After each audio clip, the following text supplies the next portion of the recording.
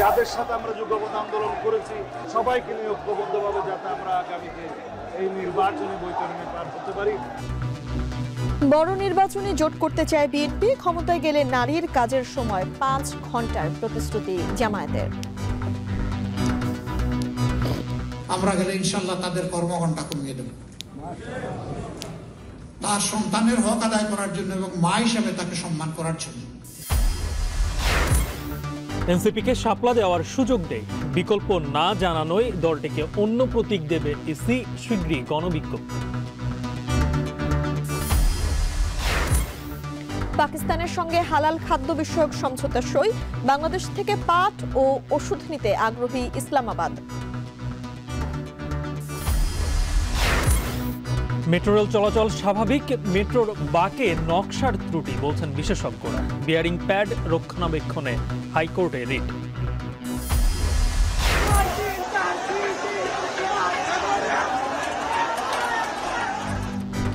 এবং সাভারে daffodil city বিশ্ববিদ্যালয়ের শিক্ষার্থীদের রাতভর সংঘর্ষ, ভাঙচুর, অগ্নিসংযোগ, আহত শতাধিক।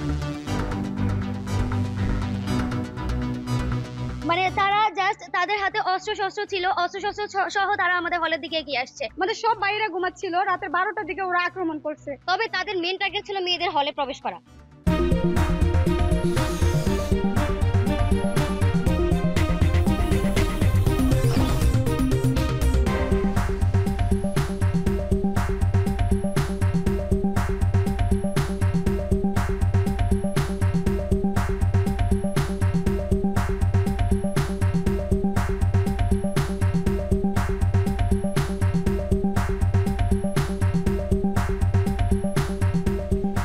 শুনছিলেন শিরোনাম। স্বাগত জানাচ্ছি এখন দুপুরে পুরো সংবাদ জুড়ে, সঙ্গে রয়েছি আমি তানজিলা খান নিম।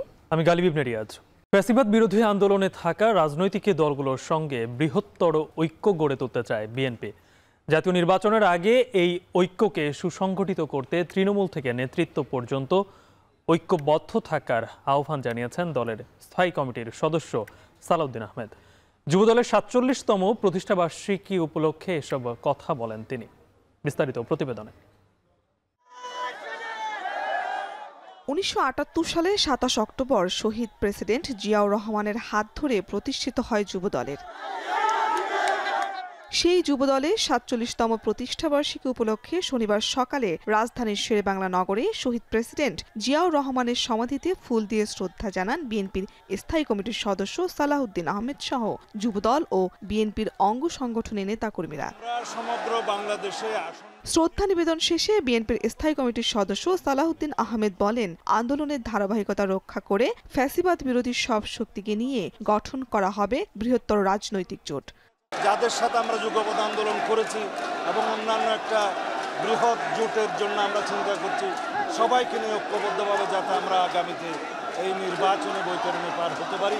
তবে জাতির মধ্যে ঐক্যটাই হচ্ছে আমাদের সবচেয়ে বড় শক্তি। সেই ঐক্য বজায় রাখার জন্য কেউ যাতে বিভেদের পথে না যায় সেই মেসেজটা আমরা দিচ্ছি। তিনি আরও বলেন, আগামী জাতীয় নির্বাচনে দলীয় বিবেচনা নয়, বরং যোগ্য ও জনবান্ধব প্রার্থীদের মনোনয়ন দেয়া হবে। আমরা সমগ্র বাংলাদেশে আসন ভিত্তিক সকল যোগ্য প্রার্থীদের, একাধিক যোগ্য প্রার্থীদের সাথে আমরা কথা বলেছি। এটা তারই প্রক্রিয়ার একটি অংশ। অনুষ্ঠানে সালাউদ্দিন আহমেদ বিভেদ ভুলে ঐক্যবদ্ধ থেকে জাতীয় স্বার্থে সবাইকে একসাথে কাজ করার আহ্বান জানান। শারমিন পুতুল, এখন, ঢাকা। ক্ষমতায় গেলে নারীর কর্মঘণ্টা ৮ থেকে কমিয়ে ৫ ঘন্টা করার প্রতিশ্রুতি দিয়েছেন জামায়াতের আমির ডাক্তার শফিকুর রহমান। বাংলাদেশি আমেরিকানদের উদ্যোগে যুক্তরাষ্ট্রের নিউ ইয়র্কে গণসংবর্ধনা অনুষ্ঠানে এই প্রতিশ্রুতি দেন তিনি। এছাড়া মানবতা বিরোধী অপরাধের বিচার অব্যাহত রাখার প্রতিশ্রুতিও পুনর্ব্যক্ত করেন জামায়াত আমির। নিউ ইয়র্ক থেকে আব্দুল আহাদের প্রতিবেদন। নিউ ইয়র্ক সিটির অ্যাস্টোরিয়া ওয়াল ম্যানরে স্থানীয় সময় রোববার রাতে কোয়ালিশন অফ বাংলাদেশি আমেরিকান অ্যাসোসিয়েশনের আয়োজনে জামায়াতে ইসলামীর আমির ডাক্তার শফিকুর রহমানকে দেওয়া হয় গণসংবর্ধনা। সেখানে বক্তব্যে তিনি জানান, ক্ষমতায় গেলে নারীদের কর্মঘণ্টা কমানো হবে। পুরুষ বাইরে ৮ ঘন্টা কাজ করলে নারীদের জন্য তা ৫ ঘন্টাই ইনসাফ বলেও মন্তব্য করেন তিনি। আমরা গেলে ইনশাল্লাহ তাদের কর্মঘণ্টা কমিয়ে দেব, তার সন্তানের হক আদায় করার জন্য এবং মা হিসেবে তাকে সম্মান করার জন্য। এটাই হবে তাদের প্রতি ইনসাফ, এটা কোনো দয়া নয়। ইনশাল্লাহ আমরা যদি 8 ঘন্টার জায়গায় তাদের জন্য 5 ঘন্টা করি, তাহলে মারা এতই সিনসিয়ার, এতই কমিটেড, তারা চিন্তা করবে যে সরকার, যে দেশ আমাদেরকে এই সম্মান দিয়েছে, আমাদের উচিত 8 ঘন্টার কাজ 5 ঘন্টায় সেরে দেয়। মানবতা বিরোধী অপরাধের বিচার প্রসঙ্গে তিনি বলেন, যারা মানুষ হত্যা করেছে তাদের বিচার হবেই। বর্তমান সরকারের উদ্দেশ্যে তিনি বলেন, বিচার বিভাগের প্রতি আস্থা ফেরাতে দৃশ্যমান কয়েকটি রায় দিতে হবে। জামায়াত ক্ষমতায় গেলে বিচার অব্যাহত রাখবে জানিয়ে তিনি বলেন, কোনো নিরপরাধ মানুষ শাস্তি পাবে না। যারা মানব হত্যাকারী তাদেরকে তাদের শাস্তি পেতেই হবে। আমরা এখানে কোনো অবিচার চাই না, মকারি অফ জাজমেন্ট চাই না, জাস্টিস চাই না, কনকক্টেড কোর্ট চাই না। আমরা চাই ন্যায় বিচার নিশ্চিত হোক।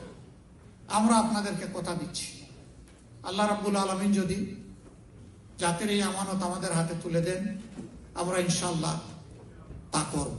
প্রবাসী বাংলাদেশিদের প্রতি আহ্বান জানিয়ে জামায়াতের আমির বলেন, শুধু রেমিটেন্স নয়, দেশের উন্নয়নে প্রবাসী মেধাবীদেরও ফিরিয়ে আনতে হবে। আমাদের মেধাবীরা বিভিন্ন দেশে তারা গৌরব উজ্জ্বল ভূমিকা পালন করছে।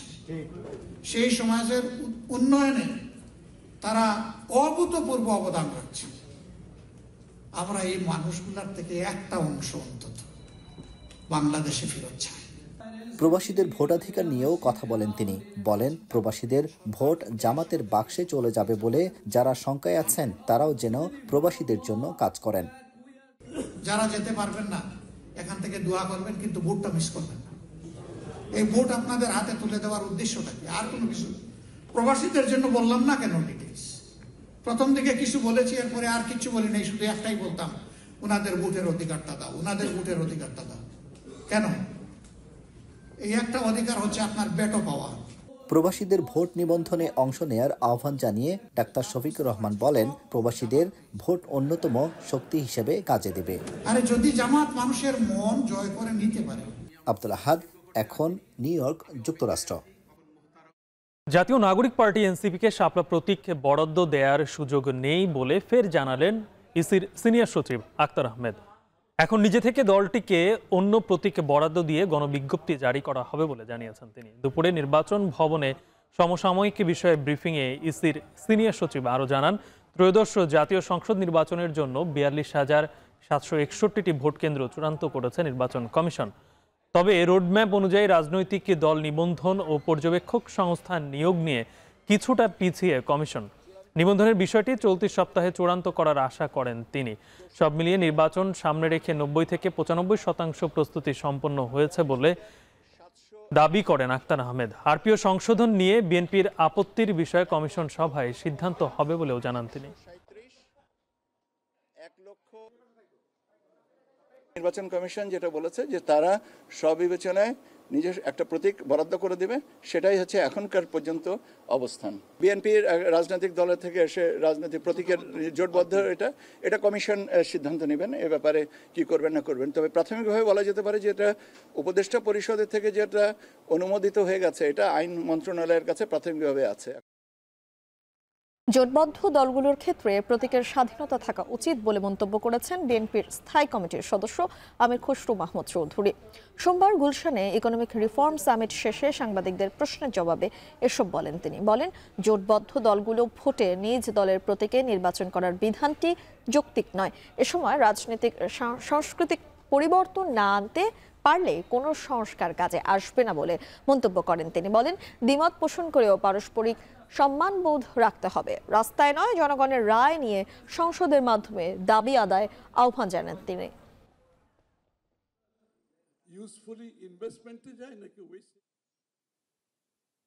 আমরা যে যাই করি, আমরা আমাদের 31 দফা বাস্তবায়ন করবো, এটা আমরা জানি। সেটা ঐক্যমত হলেও আমরা বাস্তবায়ন করব, না হলেও করব। গণতন্ত্র না থাকাকালীন আমরা রাস্তায় গিয়েছি। দেশে যখন গণতন্ত্র আছে তখন থাকবে আগামী দিনে। আমাদের দাবি দেওয়া নিয়ে জনগণের কাছে যেতে হবে, জনগণের ম্যান্ডেট নিয়ে সংসদে এসে সেটা পাস করতে হবে। রাস্তায় কোনো বিশৃঙ্খলা সৃষ্টি করে নয়, স্থিতিশীলতা নষ্ট করে নয়, কারণ এটা দেশের স্থিতিশীলতা নষ্ট হলে দেশ চারিদিক থেকে ক্ষতিগ্রস্ত হয়। দীর্ঘ বিরতির পর বাংলাদেশ পাকিস্তানের বাণিজ্য বিনিয়োগের নতুন অভিযাত্রা শুরু। নবম যৌথ অর্থনৈতিক কমিশনের বৈঠকের পর সম্পর্কে ইতিবাচক ধারা তৈরি হবে বলে মন্তব্য করেছেন অর্থ উপদেষ্টা ও পাকিস্তানের জ্বালানি বিষয়ক মন্ত্রী।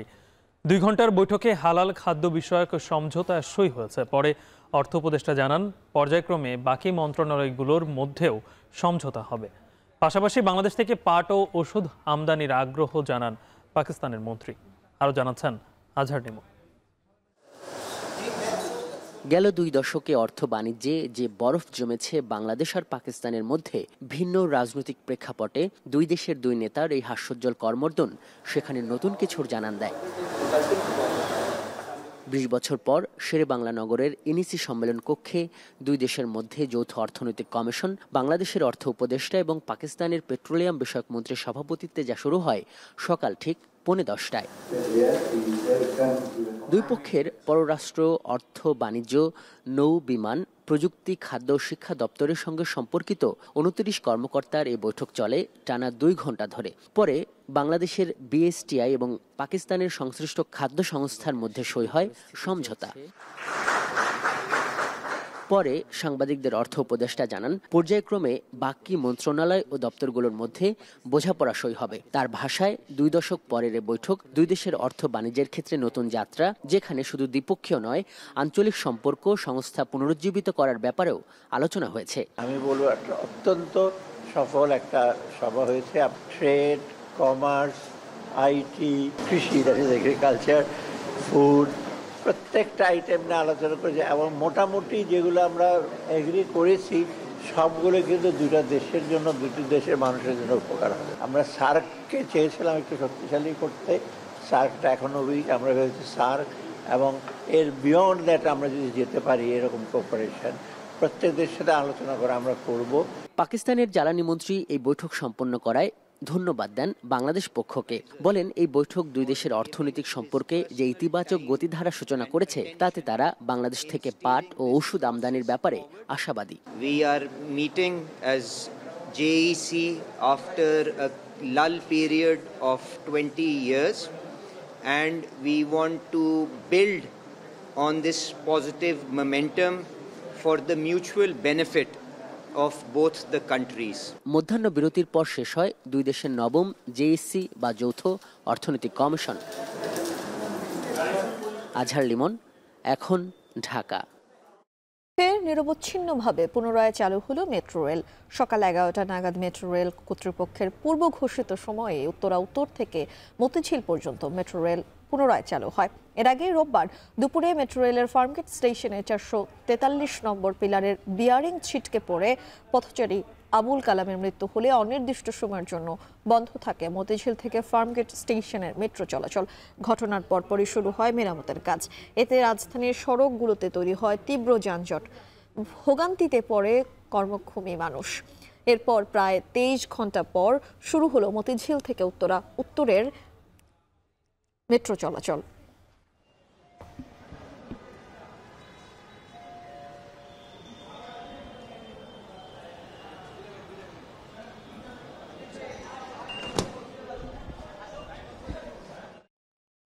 মেট্রো রেল ও ফ্লাইওভারের বিয়ারিং প্যাডের মান ঠিক রাখা ও রক্ষণাবেক্ষণের নির্দেশনা চেয়ে হাইকোর্টে রিট দায়ের করা হয়েছে। শুনানি মঙ্গলবার। আইনজীবী আব্দুল্লাহ আল মামুন হাইকোর্টের সংশ্লিষ্ট শাখায় এই রিট করেন। বিচারপতি ফাহমিদা কাদের ও বিচারপতি আসিফ হোসেনের হাইকোর্ট বেঞ্চে রিটের শুনানি হবে। রিটে মেট্রো রেলের রক্ষণাবেক্ষণ সঠিকভাবে তদারকের জন্য একটি উচ্চমানের কমিটি গঠনের নির্দেশনা চেয়েছেন। একই সঙ্গে ফ্লাইওভারের রক্ষণাবেক্ষণের নির্দেশনা চাওয়া হয়েছে। রিটে বিগত দিনে যেসব দুর্ঘটনা ঘটেছে তার একটি চিত্র উচ্চ আদালতে শুনানিতে তুলে ধরার কথা বলেছেন আইনজীবী। ফার্মগেটে মেট্রো বিয়ারিং প্যাড খুলে পড়ে আবুল কালাম নামে একজন আহত হন 2 জন। এই ঘটনার প্রেক্ষিতে রিট দায়ের করা হয়েছে।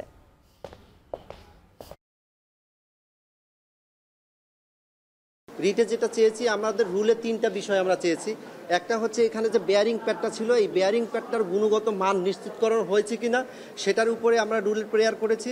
এবং এটার সঙ্গে এই বেয়ারিং প্যাড এবং মেট্রো রেল এবং হলো সারা ঢাকা শহরের যে ফ্লাইওভারগুলো আছে, ফ্লাইওভারের যে রক্ষণাবেক্ষণ আছে, এই রক্ষণাবেক্ষণের কোনো অবহেলা আছে কিনা এবং এই অবহেলাজনিত কারণে এই ঘটনা, এই ট্র্যাজেডি হয়েছে কিনা সেটার উপরে আমরা রুলের প্রেয়ার করেছি। এবং পাশাপাশি এইখানে যে এই রক্ষণাবেক্ষণের যে জবাবদিহিতা সেটার স্বচ্ছ প্রক্রিয়া আছে কিনা সেটার উপরেও আমরা রুলের প্রেয়ার করেছি। নকশায় ত্রুটি রেখেই মেট্রো নির্মাণ আর মানহীন বেয়ারিং প্যাড বসানোয় 1 বছরের ব্যবধানে 2 বার এমন দুর্ঘটনা ঘটল, যার দায় নির্মাণের সাথে সংশ্লিষ্ট কর্মকর্তারা এড়াতে পারে না বলে মনে করেন যোগাযোগ বিশেষজ্ঞ শামসুল হক। এখনই যদি কার্যকর উদ্যোগ না নেওয়া হয় তবে ভবিষ্যতে এমন মর্মান্তিক ঘটনা আবারও ঘটতে পারে বলে শঙ্কা প্রকাশ করেন তিনি। বিস্তারিত প্রতিবেদনে। উত্তরা থেকে মতিঝিল দেশের প্রথম মেট্রো রেল নির্মাণের সময় বিজয় সরণি থেকে ফার্মগেট অংশে মেট্রো কোন দিক দিয়ে যাবে সেই নকশায় জটিলতা তৈরি হয়। শুরুতে আগারগাঁও থেকে পুরনো বিমানবন্দর ঘেঁষে মেট্রোর নকশা ভাবা হলেও পরে সংসদ ভবনের ভেতর দিয়ে তীক্ষ্ণ বাঁক নিয়ে ফার্মগেট হয়ে মেট্রো গেছে কারওয়ান বাজারের দিকে, যে কারণে মেট্রোর এই অংশে তৈরি হয়েছে ইংরেজি এস অক্ষরের মতো বাঁক। এমন বাঁক পুরো পথে আরও 2টি থাকলেও খামারবাড়ি অংশের বাঁকটি নিয়ে শুরু থেকেই বিশেষজ্ঞদের আপত্তি ছিল। এমনকি সেই সময় ইতাল থাই থেকে সরবরাহকৃত বেয়ারিং প্যাড বুয়েটের সাস্টেইনেবিলিটি টেস্টে উত্তীর্ণ না করায় পরামর্শ দেয়া হয় পট বেয়ারিংয়ের, যার কিনা লোড ক্যাপাসিটি বেশি। অথচ সেই পরামর্শকে উপেক্ষা করেই বসানো হয় বর্তমানে ব্যবহারকৃত বেয়ারিং প্যাডগুলো। সঠিক সমাধানের পথে না হেঁটে ত্রুটিপূর্ণ এই নকশায় শেষ হয় মেট্রোর নির্মাণ, যার ফলাফল মাত্র 13 মাসের মধ্যে প্রথমবার 430 নম্বর পিলারের পশ্চিম পাশের বেয়ারিং প্যাড ব্যস্ত রাস্তার উপর খুলে পড়ে। সে সময় কোনো দুর্ঘটনা না হলেও রোববারের ঘটনায় 433 নম্বর পিলারের পূর্ব পাশের বেয়ারিং প্যাড খুলে পড়ায় প্রাণ গেছে এক পথচারীর আর আহত হয়েছেন 2 জন। তাই প্রশ্ন উঠেছে, নকশায় ত্রুটি থাকলেও বেয়ারিং প্যাড স্থাপনে সর্বোচ্চ নিরাপত্তা কেন নেওয়া হয়নি? যেই জিনিস 20 থেকে 30 বছর থাকার কথা, এত আর্লি স্টেজে তো পড়ে যাওয়ার কথা না। এটা তো নিম্নমানের সামগ্রী হলো, জায়গা মতো টিকে থাকার কথা ছিল।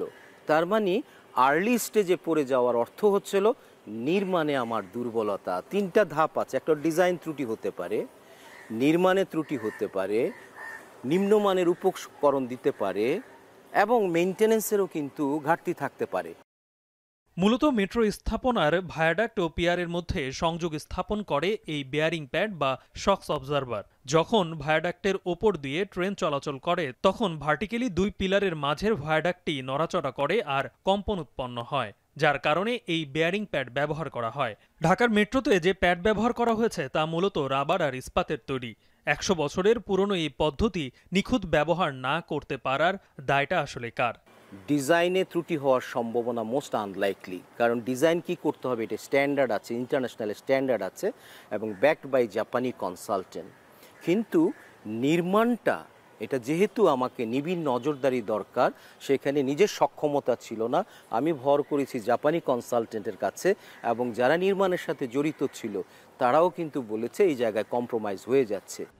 এর আগের বার বেয়ারিং প্যাড পড়ে যাওয়ায় তদন্ত কমিটি পুরো দায় দিয়েছিল ঠিকাদার কোম্পানিকে। তখন প্রথমবারের মতো এমন ঘটনা ঘটায় শতভাগ নিরাপদ করার শর্তে দায় মুক্তি পায় ঠিকাদারি প্রতিষ্ঠান। কিন্তু এবারের ঘটনায় তো পুরো মেট্রোর নিরাপত্তা নিয়ে প্রশ্ন উঠল। গালিব ইবনে রিয়াজ, এখন, ঢাকা। প্রকল্পে ব্যয় কমানো, কাজের মান বাড়ানো ও ঠিকাদার প্রতিষ্ঠানের প্রতিযোগিতামূলক অংশগ্রহণ বাড়াতে থমকে আছে এমআরটি লাইন 1 ও 5 এর কাজ। কাজের গতি বাড়াতে চিঠি দিয়েছে জাইকা। ডিএমটি সেলের ব্যবস্থাপনা পরিচালক ফারুক আহমেদ বলছেন, জাইকার চিঠি ভবিষ্যতে অর্থ ছাড়ে কোনো প্রভাব পড়বে না। তবে অর্থনীতি বিশেষজ্ঞদের প্রশ্ন, সময় নিলেও বর্তমান প্রকল্পের নির্মাণ ত্রুটি ভবিষ্যৎ প্রকল্পে দূর হবে তো? বিস্তারিত প্রতিবেদনে। মৃত্যু নাকি বলে কয়ে আসে না। প্রতিদিনের মতো শরীয়তপুরের আবুল কালামও বের হয়েছিলেন জীবিকার প্রয়োজনে। হয়তো মন মগজে একটাই ভাবনা ছিল 3 আর 4 বছরের বাচ্চার ভবিষ্যৎ। কিন্তু কে জানতো এমন মৃত্যু থমকে দিল সব ভাবনাকে। আর এই শহরে তো মানব মূল্য কখনো আফসোসে আবার কখনো টাকার অঙ্কেই আটকে যায়। অনাকাঙ্ক্ষিত এই মৃত্যু থমকে দিয়েছে এক পরিবারের জীবনের গতি। কেন, কিভাবে, কে দায়ী, হয়তো জানা যাবে, হয়তো বা না। আবার উল্টোপিঠে এই মেট্রো গতি ফিরিয়েছে ঢাকার জনজীবনকে। ঝিমিয়ে পড়া কর্মঘণ্টাকে গতি ফেরাতে ঢাকার ভেতরে এমন আরও 5টি মেট্রো রেল তৈরির পরিকল্পনা আছে। এর মধ্যে এমআরটি লাইন 1 আর 5-এর কাজ শুরু হলেও থমকে গেছে গতি। সম্প্রতি সেই গতি ফেরাতে সড়ক পরিবহন মন্ত্রণালয় ও ডিএমটিসিএলকে চিঠি দিয়েছে প্রকল্প দুটির ঋণদাতা সংস্থা জাইকা। 2030 সালে প্রকল্প দুটির মেয়াদ শেষ হওয়ার কথা থাকলেও প্রয়োজন দেখা দিয়েছে ডিপিপি সংশোধনের। তখন মেয়াদ বাড়বে দ্বিগুণ। কিন্তু প্রশ্ন হলো, জাইকার অর্থ ব্যবহারে এমন স্থবিরতা চলমান থাকলে ঋণের অর্থ ছাড়ে কি বাধা আসতে পারে? যেহেতু আগের অভিযোগগুলো জাপানি অর্থায়ন থাকা সত্ত্বেও হয়েছে, তাদের তদারকি থাকা সত্ত্বেও হয়েছে, সেক্ষেত্রে শুধু তারা যদি বলে যে সব কিছু ঠিক আছে, সেটার উপর তো নির্ভর করা সরকারের পক্ষে উচিত হবে না। আমাদের যে প্রশাসনিক প্রক্রিয়াগুলি আছে, যে কোনো সিদ্ধান্ত যদি পুনর্বিবেচনায় চলে যায়, একটা দীর্ঘসূত্রিতার মধ্যে পড়ে যায়। ক্রেডিটারের কাছ থেকে তাগিদটা আসাটা খুবই স্বাভাবিক, কিন্তু তাগিদ আসা মানে এই না যে তারা না বুঝতেছেন না সিচুয়েশনটা, তাদেরও তো একটা ইন্টারেস্ট আছে। তবে কস্ট অপটিমাইজেশনের যে উদ্দেশ্যে বাড়তি সময় ব্যয় হচ্ছে তা কি সত্যি কাজে আসবে? সব মিলিয়ে প্রায় 1 লাখ কোটি টাকার দুটি প্রকল্পের ব্যয় ছুঁই করছে 2 লাখ কোটির ঘরকে। যেখানে বর্তমান মেট্রো রেলের নকশা ও নির্মাণের মান নিয়ে প্রশ্ন উঠেছে, সেখানে প্রায় দ্বিগুণ ব্যয়ের এই প্রকল্পে মান ঠিক থাকবে তো? ফলাফলটা যদি প্রকল্পের উপকারে আসে, তাইলে বার্তাটা পজিটিভই হবে, যে পরিবর্তন ঘটেছে এবং তার ফলে একটা কিছু সময় বেশি লাগলেও পরের দিকে এটা প্রকল্পের গুণগত মানটাও বাড়িয়েছে, এফিসিয়েন্সিটাও বাড়িয়েছে। আর যদি এটা ওই আমলাতান্ত্রিক দীর্ঘসূত্রিতার কারণে হয়, তাহলে তো এই যে লাউ সেই কদুতে পরিণত হলে বরং ওই ক্ষতিটা আরও বেশি হয়ে যাওয়ার সম্ভাবনা তৈরি হয়। ডিএমটিসিএল এর এমডি বলছেন, কম খরচে যেন দেশের মানুষ মেট্রো ব্যবহার করতে পারে, তার জন্য দেশীয় প্রতিষ্ঠানগুলোকে আরো বেশি সম্পৃক্ত করার পরিকল্পনা হচ্ছে। আমাদের দায়িত্ব হলো এটা যাচাই বাছাই করা, আমরা দেশের নাগরিকরা কত কম পয়সায় মেট্রো দিতে পারলে, এটা তো আমাদের কাজ, আমরা ওইটাই করতেছি। যাইকে চিঠি দিচ্ছে, ভেরি গুড, এটা ভালো কাজ করছে, আর আমরা চিঠির রেসপন্স করব, প্রয়োজনে নেগোশিয়েট করব। নেগোশিয়েশনের পথ তো ওপেনই, আমরা তো নেগোশিয়েট করতে হবে। এটা সময়ের ব্যাপারে বলেন, তারপরে কম্পিটিটিভ এনভায়রনমেন্ট তৈরি করার জন্য বলেন। আর খরচ কাটছাটের টেবিলে আটকে থাকা মেট্রোর গতি ফেরানোর আগে প্রয়োজন প্যাকেজগুলোর দরপত্রে ভিন্ন ভিন্ন দেশের ঠিকাদারদের অংশগ্রহণ। আমরা চাই যে সবার ইনক্লুসিভিটি, যাতে সবাই এখানে পার্টিসিপেট করতে পারে। ওইটাই আমি বারবার বলতেছি যে we need a competitive environment that so can everybody can participate. সবাই পার্টিসিপেট যখন করবে, দাম অটোমেটিক্যালি হয়ে যাবে। আমরা তখন দাম কম্পেয়ার করার কোনো সুযোগ পাচ্ছি না। হাজার হাজার কোটি টাকার প্রকল্পে সময়ের সাথে অঙ্ক দাঁড়ায় লাখো কোটি টাকায়। নির্মাণ সামগ্রীর দাম বাড়ে প্রকল্পের ব্যয়। তবে জীবনের মূল্য কমে যায় প্রকল্পে দুর্নীতি আর ভুলভাল পরিকল্পনায়। গালিব ইবনে রিয়াজ, এখন, ঢাকা। রাজধানীর ফার্মগেটের মেট্রো রেলের পিলার থেকে বিয়ারিং প্যাড পড়ে নিহত আবুল কালাম আজাদের দাফন সম্পন্ন হয়েছে। সকালে শরীয়তপুরের নড়িয়ার মুক্তারের চর পূর্ব পোড়াগাছা দাখিল মাদ্রাসা মাঠে দ্বিতীয় জানাজা সম্পন্ন হয়। পরে নড়িয়া মসজিদের কেন্দ্রীয় কবরস্থানে তার দাফন সম্পন্ন হয়। পুরো এলাকায় তৈরি হয় শোকাবহ পরিবেশ। এর আগে রোববার রাত 10টায় নারায়ণগঞ্জের সিদ্ধিরগঞ্জের নতুন আলপাড়া বায়তুল ফালাহ জামে মসজিদে তার প্রথম নামাজে জানাজা অনুষ্ঠিত হয়। সিদ্ধিরগঞ্জের পাঠানটলি এলাকায় স্ত্রী ও 2 সন্তান নিয়ে ভাড়া বাসায় থাকতেন আবুল কালাম আজাদ।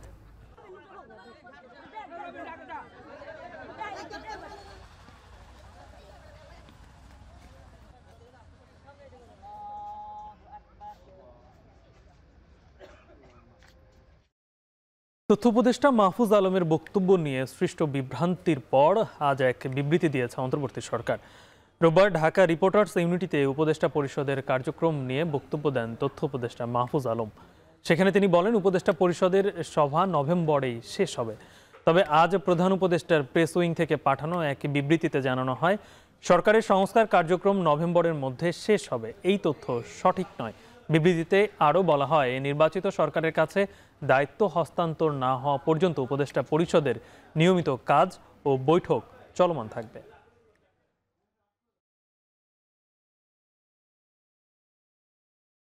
এনসিপির উত্তরাঞ্চলের মুখ্য সংগঠক সার্জিস আলম বলেছেন, শাপলা প্রতীক ছাড়া এনসিপি জাতীয় নির্বাচনে অংশগ্রহণ করবে না। দুপুরে টাঙ্গাইল প্রেস ক্লাবে সাংগঠনিক সমন্বয় সভা শেষে সাংবাদিকদের এ কথা বলেন তিনি।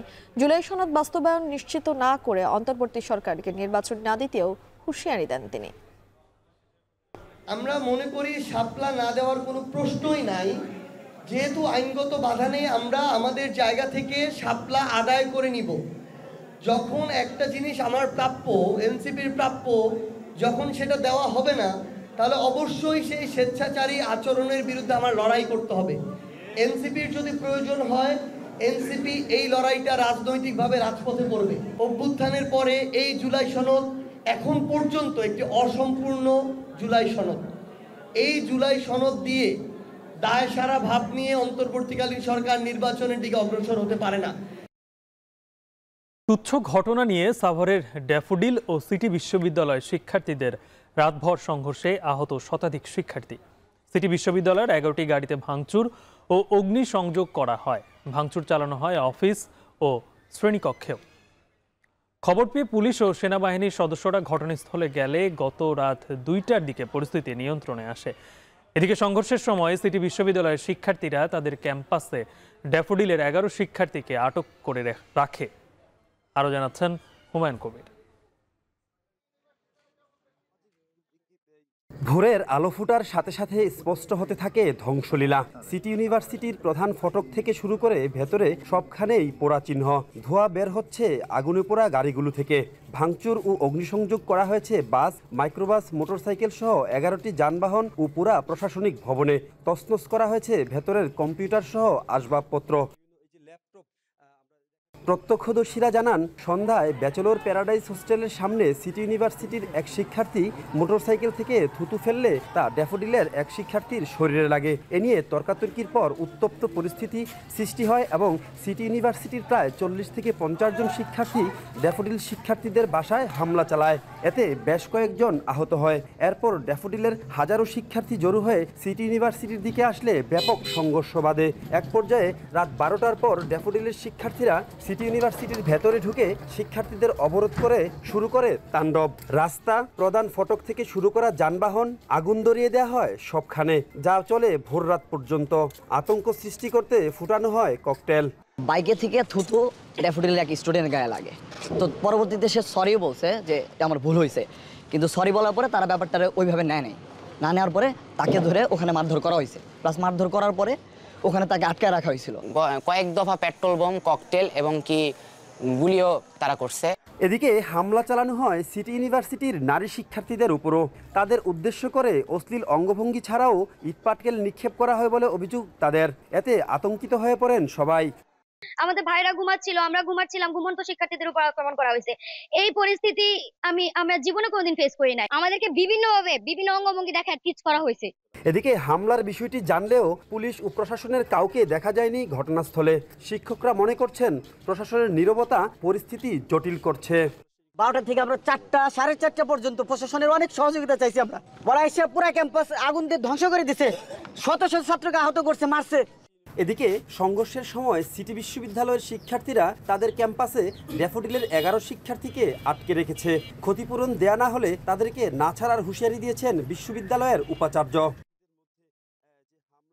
এ ঘটনায় এখন পর্যন্ত শতাধিক আহতের খবর পাওয়া গেছে। এর মধ্যে 3 জনের অবস্থা গুরুতর।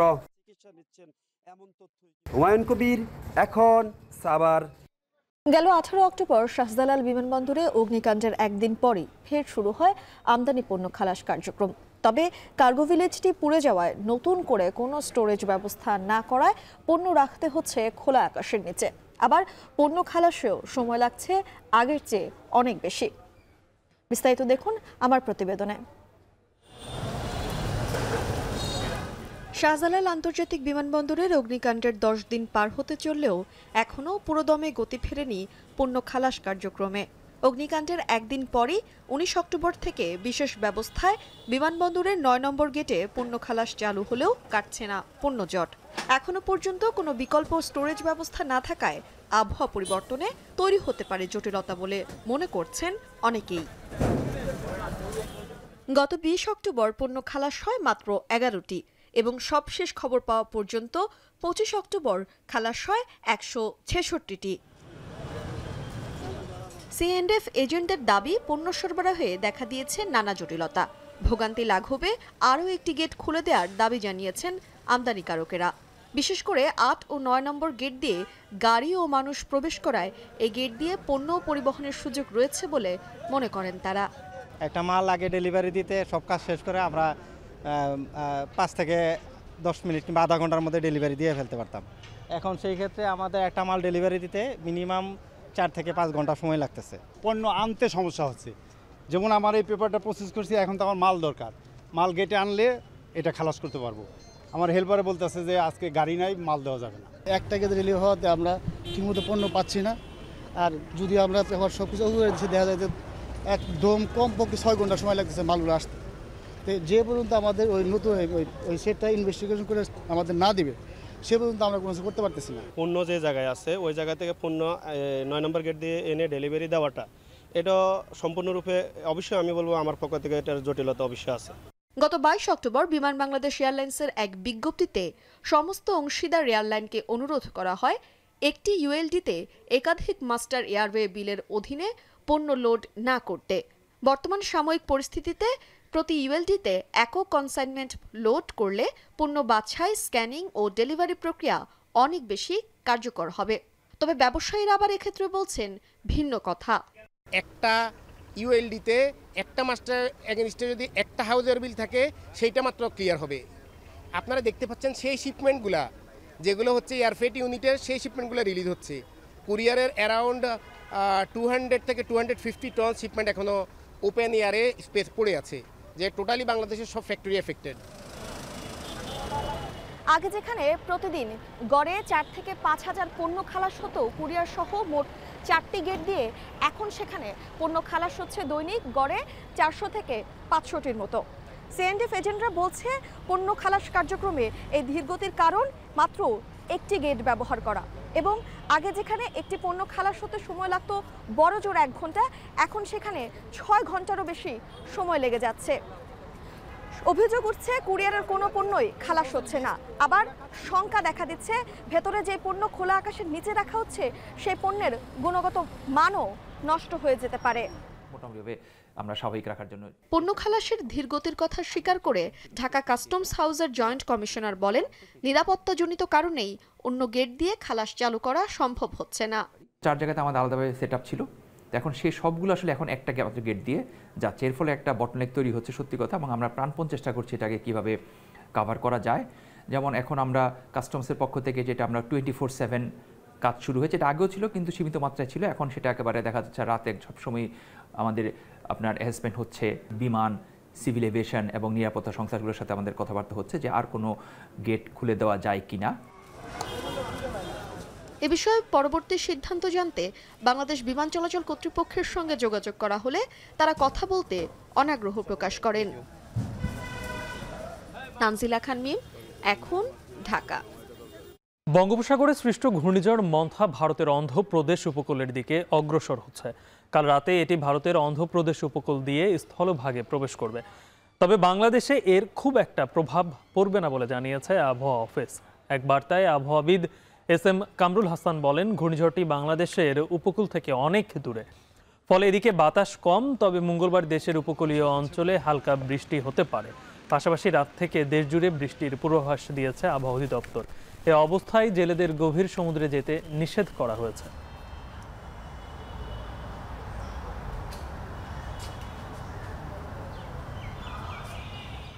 উপকূলীয় অঞ্চলে আপাতত দুই দিন বাড়ার সম্ভাবনা কম, তবে ওটা ল্যান্ডে ওঠার পরে আপনার ল্যান্ডের উপর দিয়েই দুর্বল হয়ে লো প্রেসার হিসাবে আপনার বিশেষে আমাদের উত্তরাঞ্চল সাইক্লোনটা আসলে যেখান থেকে ক্রস করবে সেটা আমাদের উপকূল থেকে বেশ দূরে, যার জন্য প্রভাবটা ঠিক ওইভাবে আমাদের উপকূলে আসবে না।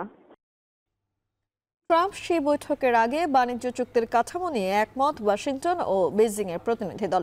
মার্কিন বাণিজ্য মন্ত্রীর দাবি, শি জিনপিং বিশ্বব্যাপী দুর্লভ খনিজের রপ্তানি সচল করলে চীনা পণ্যে অতিরিক্ত 100% শুল্ক বাতিল করতে পারে যুক্তরাষ্ট্র। এদিকে দক্ষিণ পূর্ব এশিয়া সফরের প্রথম দিনেই আঞ্চলিক 4 অংশীজনের সঙ্গে দ্বিপক্ষীয় বাণিজ্য আর বিরল খনিজ সংক্রান্ত চুক্তি করেছেন মার্কিন প্রেসিডেন্ট। এবার জাপান সফরে নবনির্বাচিত প্রধানমন্ত্রীর সঙ্গে আলোচনা করবেন যৌথ বিনিয়োগ এবং প্রতিরক্ষা ব্যয় বাড়ানোর বিষয়ে। আরো জানাচ্ছেন সতীর্থ কর্মকার। ৪৭তম আসিয়ান সম্মেলন ছাপিয়ে বিশ্ব রাজনীতির আলোচনায় মার্কিন প্রেসিডেন্ট ডোনাল্ড ট্রাম্পের দক্ষিণ পূর্ব এশিয়া সফর। সম্মেলনে সরাসরি অংশ না নিলেও সাইডলাইনে থাইল্যান্ড কম্বোডিয়ার যুদ্ধবিরতিতে স্বাক্ষর, আঞ্চলিক 4 অংশীজনের সঙ্গে বাণিজ্য চুক্তি সেরেছেন একদিনের মালয়েশিয়া সফরে।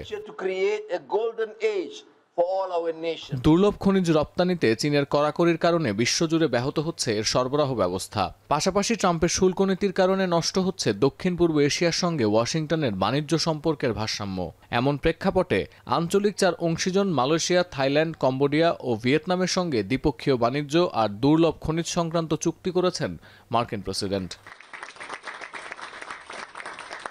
এর মধ্যে আছে মালয়েশিয়া ও কম্বোডিয়ার সঙ্গে পারস্পরিক বাণিজ্য চুক্তি এবং থাইল্যান্ডের সঙ্গে কাঠামোগত বাণিজ্য চুক্তিতে স্বাক্ষর। বিবৃতিতে হোয়াইট হাউস জানায়, নতুন চুক্তি অনুসারে যুক্তরাষ্ট্র এই 3 দেশ থেকে আমদানি করা পণ্যের ওপর 19% শুল্ক হার বহাল রাখবে, কিন্তু কিছু পণ্যের ক্ষেত্রে এই শুল্ক ধীরে ধীরে শূন্যে নামিয়ে আনা হবে। এছাড়াও ভিয়েতনামের সঙ্গে একই ধরনের বাণিজ্য চুক্তির ঘোষণা দিয়েছে ওয়াশিংটন। আরও জানা গেছে, যুক্তরাষ্ট্রে বিরল খনিজ রপ্তানি নিষিদ্ধ করছে না মালয়েশিয়া। বিরল খনিজের সরবরাহ ব্যবস্থা সচল রাখতে মালয়েশিয়া ও থাইল্যান্ড 2 দেশের সঙ্গেই চুক্তি সেরেছেন ট্রাম্প। খনিজ উত্তোলনে সহায়তার আগ্রহ দেখিয়ে চলতি মাসে কুয়ালালামপুরকে প্রস্তাব দিয়েছিল বেইজিং। যে উদ্দেশ্য নিয়ে মালয়েশিয়ায় একদিনের সফরে এসেছিলেন ট্রাম্প, কার্যত তা সফল হয়েছে বলে দাবি করছে ব্রিটিশ গণমাধ্যম বিবিসি। মূল আসিয়ান সম্মেলনের সাইডলাইনে আসিয়ান যুক্তরাষ্ট্র 13তম সামিট শেষে উচ্ছ্বসিত মার্কিন প্রেসিডেন্ট আশ্বাস দিয়েছেন, শতভাগ সহায়তার অঙ্গীকার নিয়েই দক্ষিণ পূর্ব এশিয়ার দেশগুলোর পাশে থাকবে যুক্তরাষ্ট্র। To the nations of Southeast Asia is that the United States is with you 100%, and we intend to be a strong partner and friend for many generations to come. 1 year ago, we were in a different position, but now we're in the best position we've ever been, and I really do. I say it's the golden age of America. দক্ষিণ পূর্ব এশিয়ার 4 দেশের সঙ্গে যুক্তরাষ্ট্রের চুক্তি হলেও ট্রাম্পের এই সফরে সবচেয়ে গুরুত্ব পাচ্ছে দক্ষিণ কোরিয়ায় চীনা প্রেসিডেন্টের সঙ্গে সাক্ষাৎ। এপেক সম্মেলনের সাইডলাইনে আগামী বৃহস্পতিবার মুখোমুখি হতে পারেন এই 2 নেতা। সম্ভাব্য এই বৈঠকের আগে মার্কিন অর্থমন্ত্রী নিশ্চিত করেছেন, বাণিজ্য চুক্তির কাঠামো নিয়ে একমত হয়েছে চীন ও যুক্তরাষ্ট্রের প্রতিনিধিরা। এমনকি চীন দুর্লভ খনিজ রপ্তানি সচল করলে যুক্তরাষ্ট্র অতিরিক্ত 100% শুল্ক বাতিল করবে, এমন আশ্বাসও দিয়েছেন Scott Bessent. So this was the 5th meeting that I've had with my Chinese counterpart, the Vice Premier, Hu Lifeng, and we covered a wide range of issues, and I think we've reached a substantial framework for the 2 leaders who will meet in Korea next Thursday. এদিকে দক্ষিণ কোরিয়ায় পাড়ি দেওয়ার আগে Japan সফরেও একাধিক চুক্তি করতে চান মার্কিন প্রেসিডেন্ট। ব্রিটিশ গণমাধ্যম বিবিসির দাবি, জাপানের নবনির্বাচিত প্রধানমন্ত্রীর সঙ্গে ওয়াশিংটন টোকিও যৌথ বিনিয়োগ এবং প্রতিরক্ষা ব্যয় বাড়ানোর বিষয়ে আলোচনা করবেন ট্রাম্প। রয়টার্স বলছে, জাপানের কাছ থেকে এরই মধ্যে $550 বিলিয়ন বিনিয়োগের প্রতিশ্রুতি পেয়েছে যুক্তরাষ্ট্র। এমনকি ট্রাম্পকে সন্তুষ্ট করতে যুক্তরাষ্ট্র থেকে পিকআপ ট্রাক, সয়াবিন ও গ্যাস কেনার প্রতিশ্রুতি দিতে পারেন জাপানের নতুন প্রধানমন্ত্রী সানায়ে তাকাইচি। সতীর্থ কর্মকার, এখন বিশ্ব। এবারে খেলার খবর। ওয়ানডের পর এবার টি-20 সিরিজে মুখোমুখি হতে যাচ্ছে বাংলাদেশ ও ওয়েস্ট ইন্ডিজ। সাম্প্রতিক সময়ে এই ফরম্যাটে দারুণ ছন্দে টাইগাররা। টি-20তে নিজেদের ইতিহাসের বাজে সময় কাটানো ক্যারিবীয়দের বিপক্ষে ফেভারিট হিসেবেই খেলতে নামবে বাংলাদেশ। চট্টগ্রামের শহীদ বীরশ্রেষ্ঠ মতিউর রহমান স্টেডিয়ামে ম্যাচ শুরু সন্ধ্যা 6টায়। আরও জানাচ্ছেন আসাদুজ্জামান লিটন। এশিয়া কাপে হতাশ করলেও টি-20 ফরম্যাটে শেষ কিছু দ্বিপাক্ষিক সিরিজে ধারাবাহিকভাবে ভালো করেছে বাংলাদেশ। সেই ধারা বজায় রাখার লক্ষ্যে এবার ওয়েস্ট ইন্ডিজের মুখোমুখি টাইগাররা। ক্যারিবীয়দের বিপক্ষে ওয়ানডে সিরিজ জয়ের পর বেশ ফুরফুরে মেজাজেই খেলতে নামবে লিটন দাসের দল। চট্টগ্রামের বীরশ্রেষ্ঠ মতিউর রহমান স্টেডিয়ামে এবারই প্রথম টি-20 ফরম্যাটে মুখোমুখি হচ্ছে বাংলাদেশ ও ওয়েস্ট ইন্ডিজ। এখনও পর্যন্ত ক্রিকেটের সংক্ষিপ্ত সংস্করণে 19 বার মুখোমুখি হয়েছে দুই দল, যেখানে বাংলাদেশের জয় 8 ম্যাচে, ওয়েস্ট ইন্ডিজ শেষ হাসি হেসেছে 9 বার। সাম্প্রতিক ফর্ম অবশ্য এগিয়ে রাখছে টাইগারদেরই। বছর জুড়ে টি-20তে উন্নতির ছাপ দেখিয়েছেন বাংলাদেশের ব্যাটাররা। দেশের ইতিহাসে এ বছরে দেখা গেছে সবচেয়ে বেশি ছক্কা। তবে ব্যাটসম্যানদের ধারাবাহিকতা অভাব ভোগাচ্ছে দলকে। কখনো টপ অর্ডার একসঙ্গে ব্যর্থ হচ্ছে, কখনো বা মিডল অর্ডার। অবশ্য এ নিয়ে হতাশ নন বাংলাদেশের অধিনায়ক লিটন দাস। কোনো সিরিজে দেখবেন টপ অর্ডাররা ভালো করবে না, তখন মনে হবে যে টপ অর্ডারদের গ্যাপ, ওই জায়গাটা গ্যাপ হচ্ছে কিনা। আবার কোনো সিরিজে দেখবেন মিডল অর্ডার খারাপ করতেছে, মনে হবে যে মিডল অর্ডারের গ্যাপ হচ্ছে কিনা। জিনিসটা এমন না, যারা এই মিডল অর্ডারে খেলতেছে অনেকদিন ধরেই প্রুভেন, বাংলাদেশের হয়ে তারা অনেক ভালো কিছু করেছে। দুই একটা সিরিজ এটা হবেই, এটাই ক্রিকেট। বাট ওখান থেকে ওভারকাম কীভাবে করা যায় এটা নিয়ে আমরা কাজ করতেছি এবং আমার মনে হয় শীঘ্রই আমরা এটা নিয়ে ওভারকাম করতে পারবো। দেশের মাঠে খেলার ক্ষেত্রে সব সময় উইকেট নিয়ে প্রশ্নের মুখে পড়তে হয় ক্রিকেটারদের। ব্যতিক্রম হয়নি মিরপুরের ওয়ানডে সিরিজও। তবে টি-20 সিরিজের সবগুলো ম্যাচে অনুষ্ঠিত হবে চট্টগ্রামে। এখানকার উইকেট নিয়ে কী ভাবছেন লিটন দাস? আমরা সবাই জানি যে চিটাগাং একটু ব্যাটিং ফ্রেন্ডলি উইকেট হয়, এটা নর্মাল, মানে যতদিন ধরে আমি খেলি। সো বোথ সাইডেই থাকবে, আমাদের বলার আছে, তাদেরও বলার আছে, আমাদের ব্যাটসম্যান আছে, তাদেরও ব্যাটসম্যান আছে। সো যে কিনা ভালো ক্রিকেটটা খেলবে সেদিন তারই সাকসেসের রেট বেশি থাকবে। 6টার সময় খেলা দুই টিমের জন্যই সেম, ওয়েদার কন্ডিশন, উইকেট সবই সেম হবে। যারা বেটার ক্রিকেট খেলবে তারাই জিতবে। টি-20 ফরম্যাটে নিজেদের শেষ 4 দ্বিপাক্ষিক সিরিজের সবগুলোই জিতেছে বাংলাদেশ। অন্যদিকে এই ফরম্যাটে টানা 8টি সিরিজ হেরেছে ওয়েস্ট ইন্ডিজ, যার মাঝে আছে নেপালের কাছে হারও। এই সিরিজ দিয়েই ভালো সময় ফিরতে চাইবে ক্যারিবীয়রা। আসাদুজ্জামান লিটন, এখন। শেষ করছে এখন দুপুর। তার আগে শিরোনামগুলো জানাবো আরেকবার। যাদের সাথে আমরা যুগপৎ আন্দোলন করেছি সবাইকে নিয়ে ঐক্যবদ্ধভাবে যাতে আমরা আগামীতে এই নির্বাচনী বৈতরণে পার করতে পারি। বড় নির্বাচনে জোট করতে চায় বিএনপি। ক্ষমতায় গেলে নারীর কাজের সময় 5 ঘন্টার প্রতিশ্রুতি জামায়াতের। আমরা গেলে ইনশাল্লাহ তাদের কর্মঘণ্টা কমিয়ে দেব, তার সন্তানের হক আদায় করার জন্য এবং মা হিসাবে তাকে সম্মান করার জন্য। এনসিপিকে শাপলা দেওয়ার সুযোগ নেই, বিকল্প না জানানোই দলটিকে অন্য প্রতীক দেবে ইসি। শিগগিরই গণবিজ্ঞপ্তি। পাকিস্তানের সঙ্গে হালাল খাদ্য বিষয়ক সমঝোতা সই। বাংলাদেশ থেকে পাট ও ওষুধ নিতে আগ্রহী ইসলামাবাদ। মেট্রো রেল চলাচল স্বাভাবিক, মেট্রোর বাঁকে নকশার ত্রুটি বলছেন বিশেষজ্ঞরা। বিয়ারিং প্যাড রক্ষণাবেক্ষণে হাইকোর্টে রিট।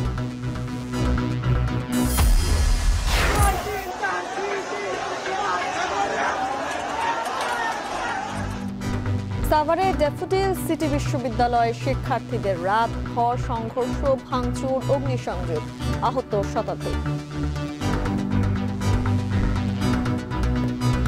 মানে তারা জাস্ট তাদের হাতে অস্ত্র ছিল, অস্ত্র সহ তারা আমাদের হলের দিকে এগিয়ে আসছে। মানে সব বাইরে ঘুমাচ্ছিল, রাতের 12টার দিকে ওরা আক্রমণ করছে। তবে তাদের মেন টার্গেট ছিল মেয়েদের হলে প্রবেশ করা। এই ছিল এখন দুপুরে। এখন টেলিভিশন ওয়েবসাইটে দেখতে ভিজিট করুন এখন.টিভি। ফেসবুকে চোখ রাখুন facebook.com/tv.এখন, আর ইউটিউবে লাইভ দেখতে ভিজিট করুন youtube.com/c/এখন.tv।